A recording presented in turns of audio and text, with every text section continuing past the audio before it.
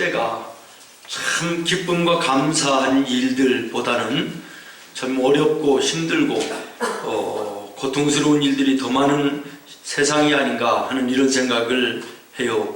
지난주에 제가 아주 가까이 알고 있는 눈으로부터 말로만 그냥 들어서 막연하게 알고만 있던 그 공황장애라는 거에 대해서 아주 지난 한 달간 그 공황장애로 고통을 당하고 말로 다 할 수 없는 시달림을 당했던 그 일들을 아주 자세하게 그 심리적인 것까지도 전부 다 아주 얘기를 들으면서 소름이 끼치도록 무서웠다라 그럴까요? 두려웠다고 그럴까요?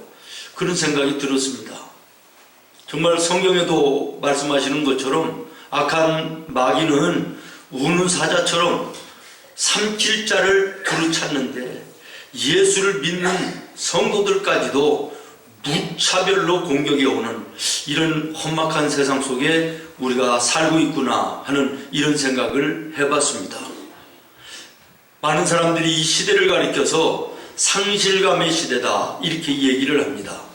다시 말하면 내 마음대로 안 되고 내 생각대로 안 되고 내 계획대로 안 되는 이런 어려움을 통하여 허전한 마음, 세상에 얻어야 될 것, 있어야 될 것을 얻지 못하고 잃어버리는 그 허탈함 속에 오는 상실감, 또 믿었던 사람으로부터 배신을 당하여 오는 그 상실감, 이런 속에서 많은 사람들이 불안하고 두렵고 초조하고 공포스러운 그런 하루하루를 살고 있다라는 거예요. 이번 주에 뉴스를 들어보니까 우리 대한민국의 국민 중에 4명 중에 한 사람이 이 정신적인 고통 속에 이 공황장애까지는 아니지만 그 우울과 불안증의 증세로 괴로움을 당하며 살고 있다 그러는데 이게 실제적인 것인지 거짓을 얘기하는 것은 아니겠습니다. 4명 중에 한 사람이다. 그러면 오늘 우리가 모여있는 나와 여러분 가운데도 이 정신적인 괴로움과 고통, 마음속에 이유도 없는 불안함, 초조함, 두려움, 공포심 이런 것에 의해서 우리가 참 정상적인 은혜의 삶을 살지 못하는 이런 사람들이 많이 있다라고 하는 이런 얘기 아니겠습니까? 오늘 우리가 성경 말씀을 읽었습니다. 힘없이 붙잡혀 십자가에 돌아가시는 예수님을 바라보는 제자들, 얼마나 큰 상실감을 가지고 허탈한 마음으로 하루하루를 지나는지 모릅니다. 이 상실감에서 오는 두려움, 공포감, 불안함, 초조함, 이것을 이길 수가 없어서 제자들이 오늘 성경에 보니까 어느 집의 방인지는 모르겠습니다만은 방 안 깊숙이 들어가서 문을 걸어 잠고 숨어있는 그런 상태입니다. 여기에 부활하신 예수님이 찾아오십니다. 그리고 그들 가운데 서서 말씀하시는 3가지의 명령을 오늘 우리가 주목하면서 오늘 이 시대를 살아가는 나와 여러분에게 주님이 들려주시는 귀한 은혜의 음성이 되기를 바랍니다. 믿음을 가지고 세상을 살다가 우리 성도들 가운데도 그런 어려움을 겪는 분들이 간혹 있음을 봅니다.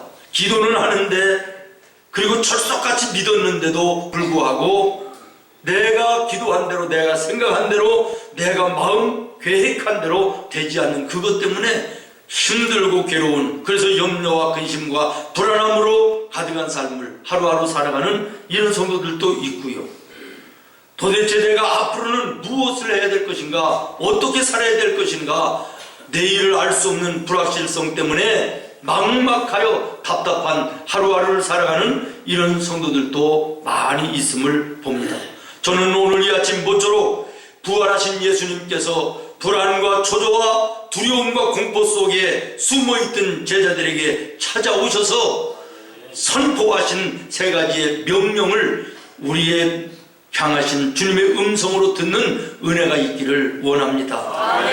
첫 번째가 뭐냐면 19절에 보면 너희에게 평강이 있을지어다.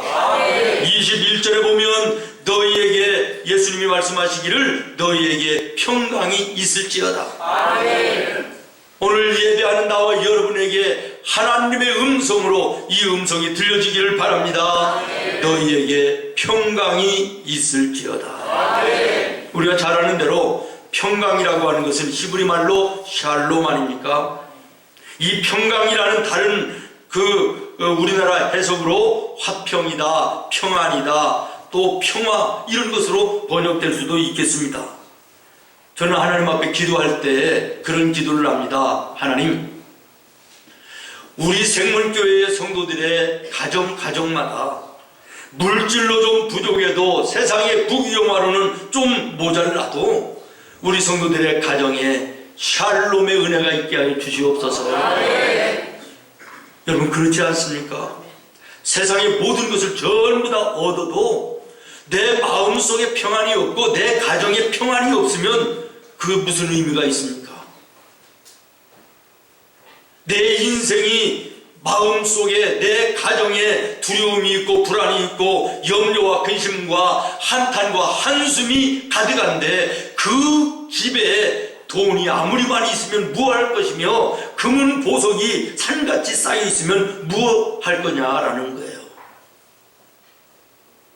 여러분 한번 생각해 보십시오. 어떤 위험한 상황이나 죽음의 공포에 질려 있을 때 가장 시급한 것이 무엇이겠습니까? 돈이겠습니까? 아니면 세상의 명예겠습니까? 밥이겠습니까? 재산이겠습니까? 아닙니다. 바로 마음의 평안인 줄로 믿습니다. 항해를 하는 배에 태풍이 불어서 파손의 위기 속에 흔들리고 있다라고 할 때 가장 먼저 해야 될 것이 무엇입니까? 배 안에 있는 금은 보석 많은 것 그걸 붙들고 있으면 안전합니까? 아닙니다. 안전하기 위해서는 배 안에 있는 금은 보석이 아니라 별스러운 것이라 할지라도 가장 급선무는 있는 것을 내던져야 되는 것입니다. 사도 바울을 배에 태우고 로마로 압송하던 그때에 유라굴로라고 하는 광풍이 불어서 배가 파선의 위기 속에 들어갈 때 그들이 가장 먼저 했던 것이 무엇인지 아십니까? 배 안에 있는 모든 화물을 물속에 집어 던졌다는 것입니다. 아무리 귀한 것이지만 아낌없이 자기들의 생명을 위해서 살기 위해서 집어 던져야만 됐다라는 것이죠. 우리가 잘 아는 대로 요나가 불순종하고 다시스로 도망가던 그 배에 폭풍이 몰아치고 배가 파선의 위기 속에 있을 때 그들이 가장 먼저 했던 것이 무엇입니까? 배 안에 실려 있던 모든 화물들을 바닷속에 아낌없이 버리는 것이었습니다. 살기 위해서는 아무리 귀한 것이라 할지라도 버려야만 됐다라는 것입니다. 여러분의 생명처럼 귀한 게 어디 있습니까? 여러분의 영혼처럼 귀한 것이 어디 있습니까? 여러분이 진정 인생 속에 생명을 얻고 평화를 얻고 주님과 더불어 인생 속에 감사가 넘치는 축복된 삶을 살기를 원한다면 여러분의 인생 속에 붙잡아야 될 것을 붙잡아야 될 줄로 믿습니다. 아멘.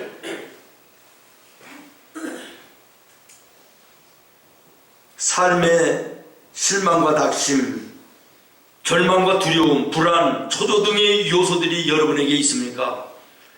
이 상황에서 여러분들이 붙들어야 될 것이 돈인지 사람인지 재산인지 한번 돌아보시기를 바랍니다. 이런 것들을 붙들수록 내 인생은 더욱더 심하게 흔들리는 것입니다. 평안을 주시는 예수님을 붙들어야 될 줄로 믿습니다.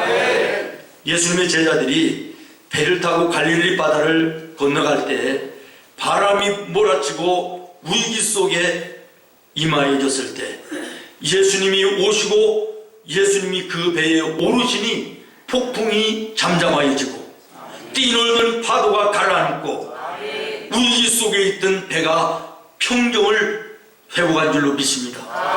여러분의 마음속에 여러분의 가정에 환난과 염려와 근심과 불안과 두려움이 있습니까?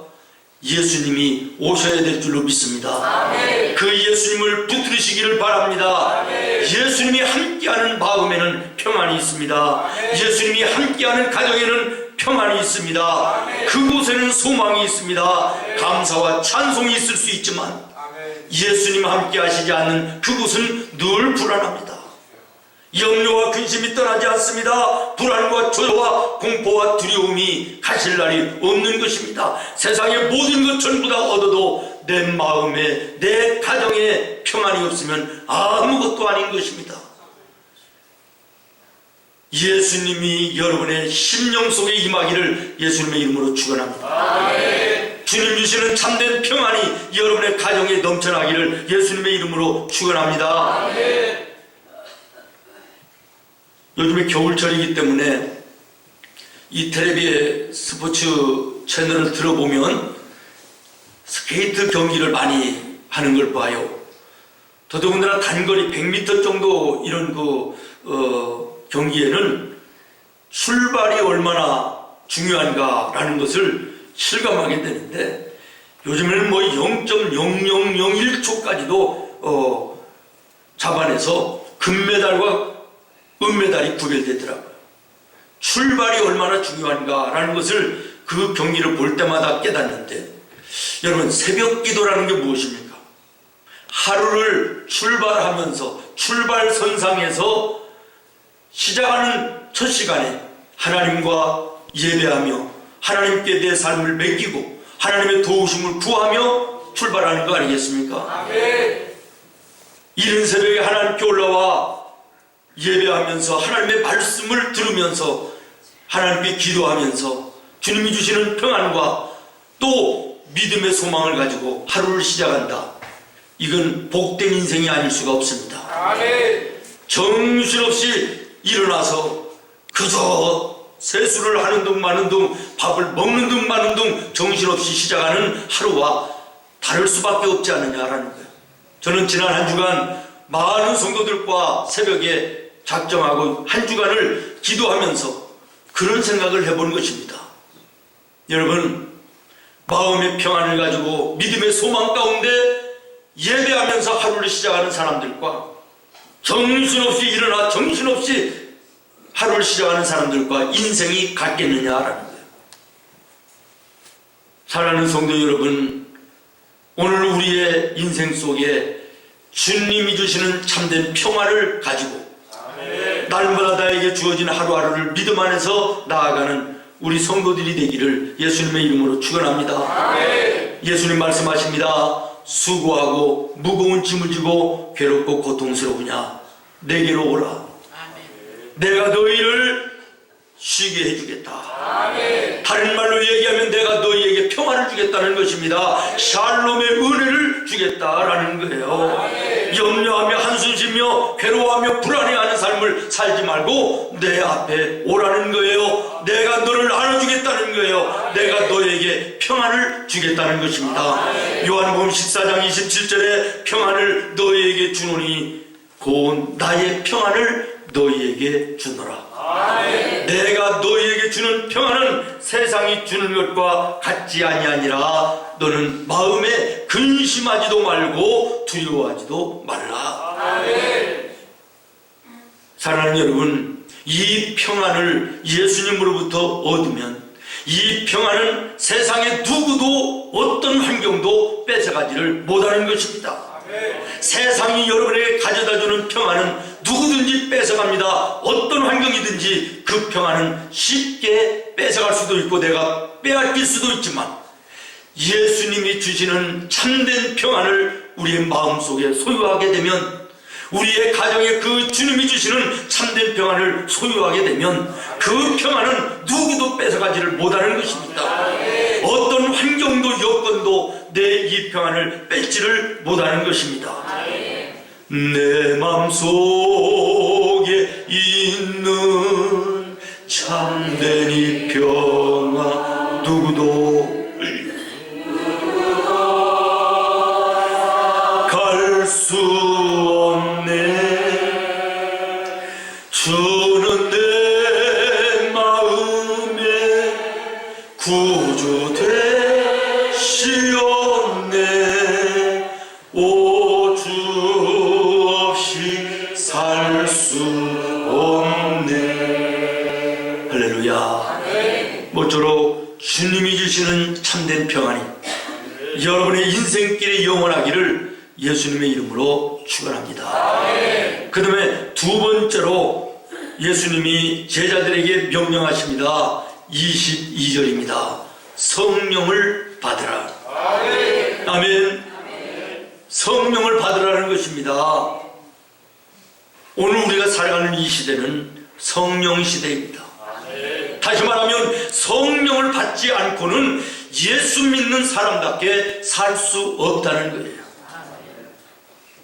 성령을 받지 아니하고는 우리가 세상에 나가서 예수님의 자녀의 삶을 살 수 없다는 것입니다.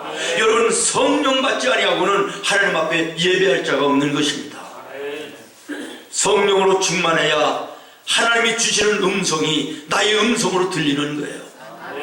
내 마음속에 성령이 계시지 않으니까 딴 생각이 드는 거예요. 예배를 드려도 몸은 여기에 있는데 생각은 딴 곳에 있는 거예요. 성령이 내 마음속에 계시지 않으니까 자꾸만 졸리는 거예요. 이 마지막 시대에 악한 마귀들과의 싸움에서 승리하며 죄악의 이 땅 위에 의의 길을 걸어가며 빛의 자녀로 살기를 원하면 성령을 받으라는 것입니다. 아멘. 믿습니까? 아멘. 사랑하는 여러분, 우리의 몸속에는 적혈구와 백혈구가 있어서 적혈구는 심장에서 솟아나는 피에 산소가 온 몸으로 퍼져가도록 골고루 나누어주는 역할을 하는 것이라면, 백혈구는 우리 몸에 들어오는 잘못된 병균들을 막아내기도 하고 잡아먹기도 해서 우리를 건강하게 하는 거 아닙니까? 성령이 나는 이와 같다고 생각합니다. 성령이 내 마음속에 들어오시면 성령이 우리의 영과 육을 강건하게 하십니다. 근심되게 하는 거, 고통하게 하는 거, 한숨 쉬게 하는 거, 불안하게 하는 거, 두렵게 하는 모든 것들 전부 다 물리쳐 주시는 것입니다. 죄성이 깨달아지게 하시고 죄의 요소들을 성령께서 불태워 주시는 것입니다. 정결하게 하시는 것입니다. 깨끗하게 하시는 것입니다. 성령 받아야 될 줄로 믿습니다. 성령 받아야 될 줄로 믿습니다. 눈을 뜨고 예배에 집중하시기를 바랍니다. 불안해하고 염려하고 근심하는 제자들에게 예수님 찾아오셔서 말씀하십니다. 성령 받으라. 성령 받지 아니하고는 너희가 예수의 제자가 될 수 없다는 것입니다. 예수 믿는 사람이 아니라는 것입니다. 오늘 이 아침 내 마음속에 성령이 임하여 계신지 확인하시기를 바랍니다. 그리고 이 성령은 아무에게나 주어지는 것이 아님을 또한 기억하시기를 바라요. 사도행전 2장에 보니까 38절에 너희가 회개하여 죄사함을 얻으라. 그리하면 성령을 선물로 주리라. 아무에게나 성령이 주어지는 것이 아니라는 것입니다. 회개해야 된다는 것입니다. 그리고 죄사함을 받아야 된다는 것입니다. 다시 말하면 내 마음속에 예수님의 십자가의 보혈로 깨끗함을 받을 때 하나님께서 선물로 성령을 이 마음에 주신다. 더러운 생각, 더러운 생활 그대로 가지고 성령을 받을 수가 없다고 하는 말씀인 것입니다. 더러운 그릇에 음식을 담아 먹을 수 없는 것처럼 더러워진 내 심령에 하나님 성령을 부어주실 수가 없다라는 것입니다. 그러면 오늘 이 아침 예배 속에 여러분의 마음 속에, 여러분의 삶 속에 모든 죄를 십자가 보혈로 사함받고 그 성결과 정결함 속에 하나님이 주시는 성령을 선물로 받는 은혜가 있기를 예수님의 이름으로 축원합니다. 성령은 능력입니다. 성령은 생명입니다. 세상을 이기는 무기인 줄로 믿습니다. 성령으로 충만하여 세상을 이기며 어두움의 이 땅 위에 예수님의 자녀의 삶을 살아내는 나와 여러분 되기를 예수님의 이름으로 축원합니다. 사도행전 2장에 10장에 보면 고넬료의 가정에 베드로와 함께 예배할 때 거기에 모인 모든 식구들이 하나님께 회개하며 하나님의 말씀을 사모했더니 하나님께서 모든 사람들에게 성령으로 충만하게 하여 주신 줄로 믿습니다. 무쪼록 오늘 이 예배가 정말 우리 모두에게 성령이 임하여 성령으로 충만케 되는 은혜가 있기를 바랍니다. 마지막으로 세 번째 21절 말씀을 다시 한번 보겠습니다. 평강이 있을지어다 말씀하신 예수님께서 뭐라고 얘기하십니까? 아버지께서 나를 너희를 향하여 보낸 것 같이 나도 너희를 보내노라. 아버지께서 나를 이 땅 위에 너희를 위하여 보내셨던 것처럼 성령마다 하나님의 참된 평화를 누리며 구원의 길을 걸어가는 빛의 자녀된 너희를 저 어둠의 세상에 빛의 사명자로 보낸다는 말씀입니다. 가라는 것입니다. 여러분, 보낸다, 보냄을 받는다라는 말은 성경에 아주 중요한 의미로 취급되고 있습니다. 우리 기독교의 성도들은요, 수도원에서 자기 수양하고 절간에서 명상하면서 자기들을 도닦아나가는 이런 사람들과는 다릅니다. 예수 그리스도로 인하여 성령 받고 구원받은 하나님의 자녀가 되었으면 빛된 자녀의 삶을 세상에 나가서 살아야 된다는 것입니다. 죄악에 썩어진 세상에 나가서 소금의 방부제 역할을 감당하는 자의 삶을 살아야 된다는 것입니다. 그래서 구원받은 자 예수님이 세상을 향하여 보낸다고 말씀하고 계신 것입니다. 여기 보낸다라고 하는 이 말은 라틴어로 미쇼라는 단어인데 영어로는 미션이라고 해석이 되고 우리나라 말로는 선교라고 해석을 합니다. 전도라는 차원을 넘어서서 타 문화권까지도 예수님의 생명의 복음을 들고 나가는 사명자를 의미하는 것이 선교입니다. 다시 말하면 구원받은 나와 여러분은 저 어둠의 세상을 향하여 예수님께서 파송하신 선교사들이다, 그런 얘기예요. 보냄받은 자의 사명을 내가 가지고 세상에 살고 있는지를 돌아보시기를 바라요. 보냄받았다고 하는 사명의식을 가지고 사는 성도와 그렇지 않은 자의 신앙생활과 삶의 생활은 하늘과 땅 차이로 벌어질 수밖에 없는 것입니다. 여러분 한번 생각해 보십시오. 내가 미국을 갑니다. 미국을 가서 사는데 여건이 맞지 않아요. 기분도 안 들어요. 또 내가 생각되는 대로도 안 돼요. 에이, 돌아오자. 내 마음대로 들어올 수 있는 거예요. 그러나 여러분이 다니는 회사에서 보냈다든지 아니면 우리나라에서 나라의 이름으로 보내서 갔다 그러면 기분 나쁘다고 돌아올 수 없는 거예요. 환경과 여건이 안 맞는다고 들어올 수가 없는 거예요. 오늘 나와 여러분이 그저 세상에 나가서 살 때에 내 마음대로 내 인생 사는 것이지 라는 사람들은 자기 기분 내키는 대로 사는 것입니다. 그러나 구원받은 하나님의 자녀로 예수님이 나를 세상에 보내서 내가 세상 속에 있다 라고 하는 의식으로 사는 사람들은 거기에서 빛의 자녀로 사는 것입니다. 힘들어도 어려워도 여건과 환경이 맞지 않아도 나는 보냄받은 예수님의 자녀의 사명을 감당해야 된다고 하는 사명감으로 사는 것입니다. 인생의 질이 다를 수밖에 없는 것입니다. 사랑하는 여러분, 오늘 여러분의 가정에 여러분이 선교사로 파송됐다는 의식으로 여러분의 가정을 섬겨보시기를 바랍니다. 왜 남편이 여러분의 자녀들이 예수를 안 믿겠습니까?